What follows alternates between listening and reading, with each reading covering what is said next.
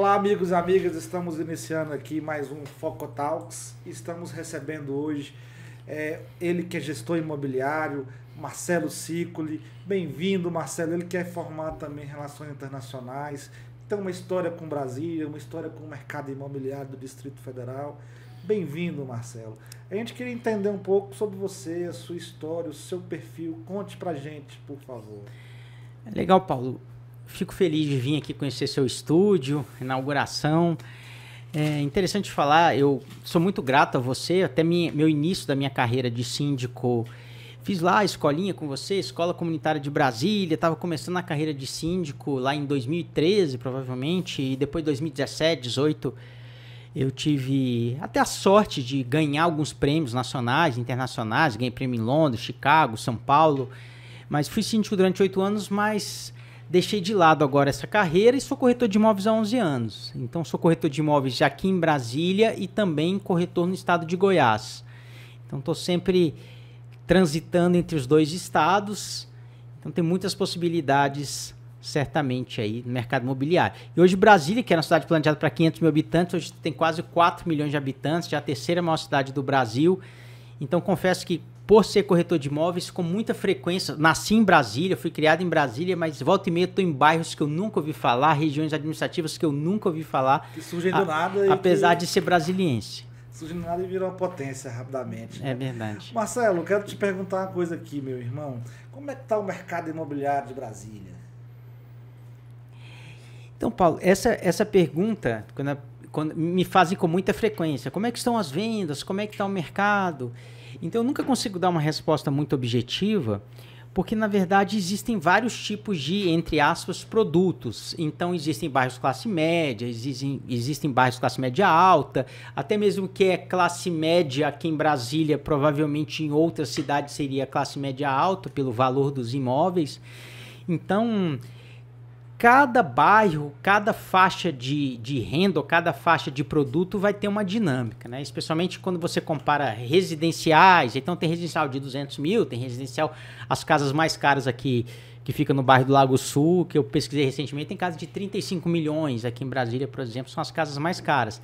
Mas já os imóveis comerciais, ele tem uma dinâmica diferente. Então eu até acredito, viu, Paulo, eu vejo que há muitos imóveis disponíveis, especialmente nessa área comercial. Então esse é um debate que já está acontecendo na cidade há muitos meses ou até mesmo anos sobre a reconfiguração desses espaços urbanos aqui de Brasília, especialmente quando a gente fala de setor comercial sul, setor comercial norte. Então há debates aí bem acalorados, especialmente na Câmara Legislativa sobre o tema. Você acha que algumas mudanças aí no PPCUB, na LUOS, até a autorização de novos usos para algumas regiões que estão um pouco decadentes, como, por exemplo, o setor comercial sul, podem fazer uma revitalização?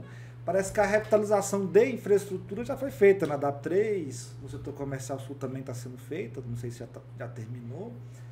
E você acha que só essa requalificação de infraestrutura resolve ou tem que ter também uma mudança, né, de uso e ocupação dessas regiões? Paulo, eu sou corretor de imóveis, a minha formação, como você até falou no início, é em relações internacionais, mas como síndico que fui, como corretor de imóveis, eu acompanho muito esses debates mais da parte urbanística de Brasília, como entusiasta, não tenho formação técnica nessa área de arquitetura, nem engenharia, inclusive tenho feito meu podcast, convido a todos aí a assistirem, meu nome é Marcelo Sicoli, S-I-C-O-L-I, me sigam no YouTube, em todas as mídias sociais. E os 2 primeiros podcasts que eu fiz foi com corretores de imóveis, o primeiro grupo com corretores, o segundo grupo com corretoras de imóveis, falando do papel das mulheres no mercado imobiliário. E o podcast que eu conduzi ontem, Paulo, foi com 2 arquitetos e um engenheiro civil. Justamente assim, tamanha a minha admiração, meu entusiasmo com esse tema. Mas isso aí, especialmente não a parte assim, de arquitetura, mas de urbanístico, mudanças de uso, né? Certamente o setor comercial sul aqui de Brasília, o que muitos especialistas argumentam é que deveria virar um setor misto. Então você ter residências, porque o setor comercial sul ele basicamente morre ali 6 horas da tarde, porque os trabalhadores, porque é uma área hoje essencialmente comercial, então das 6 horas da tarde, 7 horas da noite, já não tem mais circulação de pessoas. Então os grandes urbanistas quem sou eu para contrariar, mas alguns, é um debate também, há visões diferentes, mas eles acreditam que deveria ser um setor misto, com padarias, com farmácias, até para ter uma circulação de pessoas ali durante 24 horas do dia, ter um comércio mais pujante, que eventualmente atendesse os moradores, e certamente traria mais qualidade de vida para os moradores que iriam morar ali na área central da cidade e de repente até trabalhar na área central da cidade, que hoje a gente vê que tem muita gente que vem lá do estado de Goiás, dos mais diversos municípios que fazem fronteira aqui com o DF para trabalhar aqui no DF. Então, de repente, se essas moradias fossem mais acessíveis e aqui no centro da cidade, certamente ia trazer uma maior qualidade de vida para essa população. Muito bom esse pensamento, né? Mas você também comunga com esse pensamento desses alguns especialistas ou você acha que não? Eu acho que sim, Paulo. Certamente eu naturalmente já viajei para o exterior algumas vezes e às vezes me surpreendo olhando com esse olhar assim um pouco mais crítico, porque eu falo assim, sou brasiliense, nasci aqui, mas às vezes a gente está tão ocupado ali com o dia a dia, você entra no carro, já está preocupado com o seu próximo compromisso, então nem para analisar a cidade, para apreciar a cidade.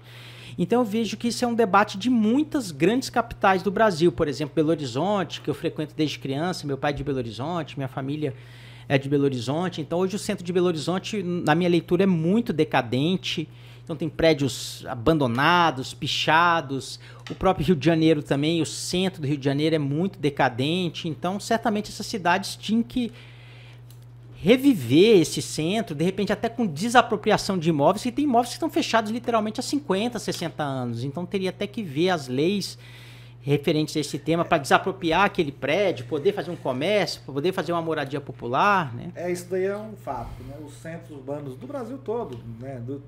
De qualquer, ou até mesmo Goiânia também, Goiás, que você deve, Goiânia Espírito também. Santo, de Vitória, né?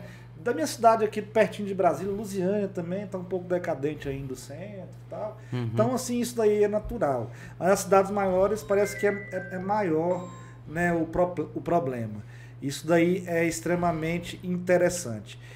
Marcelo, e esses novos bairros de Brasília? Águas Claras já é uma cidade hoje consolidada, né? Uma cidade muito viva, muito cosmopolita.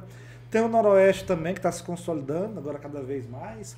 A quadra 500, aí surge, por exemplo, um bairro de classe mais popular, que é o Itapuã Parque, Água Quente Parque. Água Quente já virou uma cidade, né? A região administrativa. Que virou uma região administrativa que também já surgiu assim, tem uns 20 anos e agora virou uma região administrativa.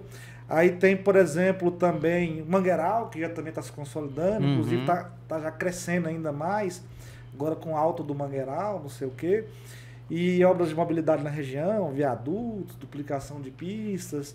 Agora eu acredito que a próxima grande investimento vai ser a região do Tororó, aquela região do Tororó, do Alphaville, sim, com a duplicação daquela DF-140. Como é que você vê, né, os vetores de desenvolvimento do DF? A região de Taguatinga, Águas Claras, Samambaia, Vicente Pires, Ceilândia, parece que já está um pouco inchada, né? Um inchaço populacional, né? E a região também de Sobradinho, umas pistas que foram melhoradas, ampliadas, vários viadutos, conseguiram melhorar muita mobilidade para lá, e tem muita área livre ainda. Você acha que qual vai ser o próximo vetor de desenvolvimento para os próximos 20 anos?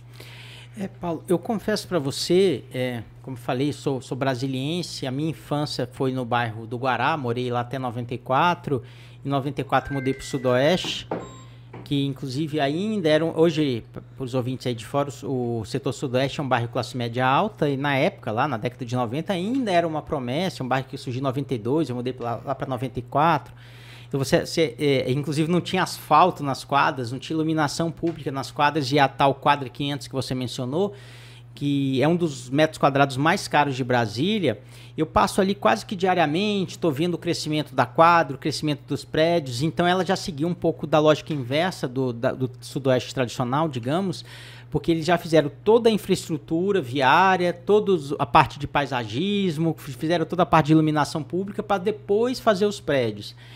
Mas um debate que eventualmente eu trago, Paulo, que eu confesso assim, até desafiaria todos os últimos 3, 4 governadores nesse sentido, mas é no ponto do transporte público, né? Quando a gente vai, por exemplo, eu já estive, né, há um ano em Paris, já estive em Londres, e você vê que pessoas classe média alta, grandes executivos, utilizam transporte público. Mas aqui em Brasília a gente tem esse metrô que é extremamente limitado e por ser um custo muito caro da ampliação do mesmo, a gente tem uma malha viária extremamente reduzida. Então, naturalmente, hoje que Brasília, que acaba servindo como um prestador de serviço, um fornecedor de emprego para as pessoas que moram aí no entorno do quadradinho, vou citar aqui cidades, por exemplo, Valparaíso, Cidade Ocidental, até mesmo Lusiânia, a gente tem Formosa, a gente tem Planaltina de Goiás, até mesmo Água-Linda de Goiás, tem gente que diariamente faz esse trânsito, mas certamente teria que ter um governador, como a gente fala, não pensar na próxima eleição, mas sim pensar na próxima geração. Eu já me deparei com a situação, Paulo, de sair de Valparaíso, de Goiás, por exemplo, 6 horas da manhã, 6h30 da manhã, e ficar surpreso com o tráfego ali, quantidade de caminhões, a quantidade de carros, a quantidade de motos que passam ali super acelerado e eventualmente a gente vê até acidente com essas motos. Então, em grandes centros urbanos mundo afora, seja nos Estados Unidos, especialmente na Europa, eu acredito que na China também, já era para ter sido feito um projeto, já era para estar em construção, apesar dos elevados custos que a gente sabe, mas que o governador do DF fizesse uma parceria com o governador do Goiás, mas justamente para fazer um transporte em massa, de um trem de alta velocidade que ligasse essas cidades limítrofes aí do DF com o centro do Distrito Federal. Existe o trem Piqui, né, que eles vão fazer, vindo de Lusiânia para cá, que é um VLT, usando a linha que tem já de trem, né? Já está em estudo, eu acho que 3, 4 anos deve estar começando.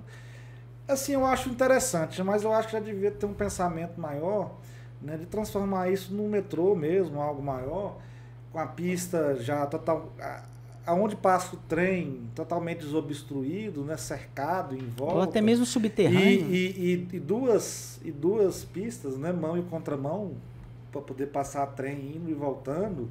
E aí já podia pensar também em empreendimentos imobiliários em função a linha na verdade já existe.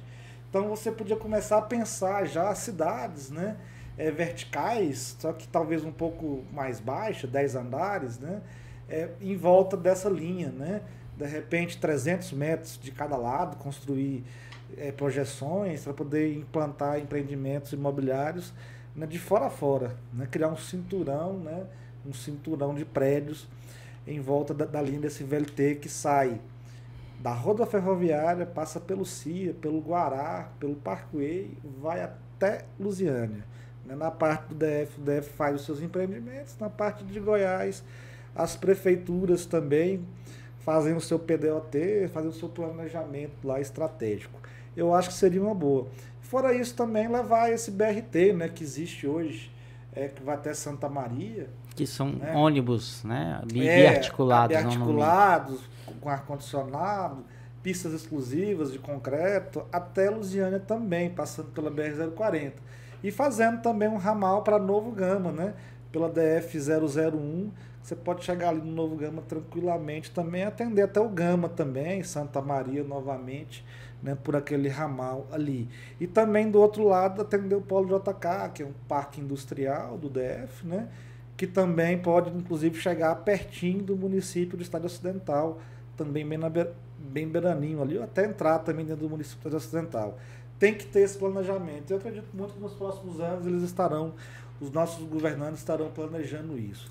Marcelo, nós estamos chegando ao fim do nosso podcast, Foco Talks. Legal. Queria que você deixasse as suas considerações finais aqui para o nosso telespectador, o que você pensou do nosso Foco Talks, e também deixa aí, né, alguma dica do mercado imobiliário, deixa seus contatos aí para que o nosso telespectador possa te seguir nas redes, né, às vezes seu telefone para poder comprar ou vender um imóvel, etc. Legal. O que eu costumo falar, eu sou conselheiro do CRES-DF, aqui do Conselho Regional de Corretores de Imóveis do DF, a gente já está no segundo mandato, ou seja, já estou há 6 anos lá como conselheiro do Conselho Regional, e o que é verdade é que apesar do Distrito Federal ser um estado pequeno, mas muita coisa do que a gente faz aqui no Conselho Regional acaba reverberando para outros estados, até mesmo por essa presença que a gente está aqui no centro geográfico do Brasil, no centro de poder do Brasil. Então, da mesma forma que a gente, né, de uma forma limitada ali no Conselho Regional, acaba influenciando outros conselhos, certamente a cidade de Brasília, o que ela faz em termos de arquitetura, em termos de planejamento urbano, em termos de transporte público, em termos de atendimento à saúde, acaba por influenciar municípios e estados do Brasil afora. Então, especialmente eu acho que nesse ponto aí de transporte público, Paulo, ia ser bacana você trazer grandes urbanistas, grandes arquitetos e repetir, até que essa mensagem ficasse bem consolidada na parte nos atuais governantes ou até mesmo nos futuros governantes, para isso que seja uma pauta de governo, não uma pauta de Estado, não uma pauta de governo, né? Mas no mais fica à disposição do mercado imobiliário, é Marcelo Sicoli, S de sapo, I de igreja, COLI, me siga no Instagram, YouTube, mídias sociais, é sempre um prazer poder conversar com todos os seus ouvintes. Valeu, Marcelo Sicoli, esse foi o Foco Talks do Foco Nacional.